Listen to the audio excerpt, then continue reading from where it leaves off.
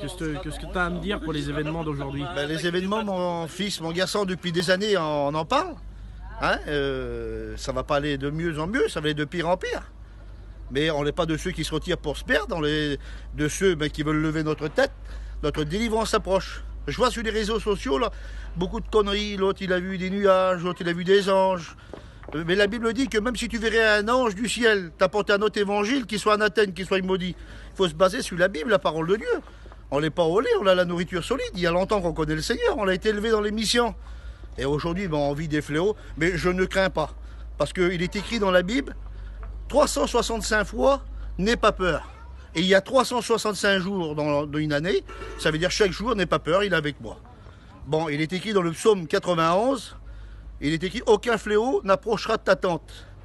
Hein, donc une tente, c'était pour les bédouins dans le désert. Nous, on vit dans les caravanes. Aucun fléau dans ta caravane, dans ta maison, dans ton foyer. Donc je fais confiance à Dieu. Alors je vois sur les réseaux sociaux, là, parce que les inconvertis m'appellent, à la place de chanter la joie du Seigneur, ils chantent, mais avec une tristesse. Et que Dieu soit béni. C'est vrai qu'on ne peut pas avoir un cœur joyeux constamment, mais la parole lui déclare que ça doit être une joie pour les chrétiens de savoir si le barreau d'Evel revient, quelle beauté. On part avec lui.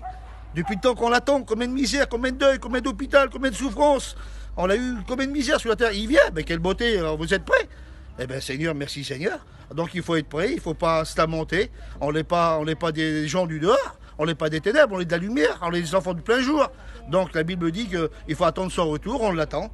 Il revient, merci Seigneur, il ne revient pas, eh bien merci Seigneur, on l'attend. Qui vient demain, dans 5 ans, mais les événements nous le prouvent là, selon l'Apocalypse.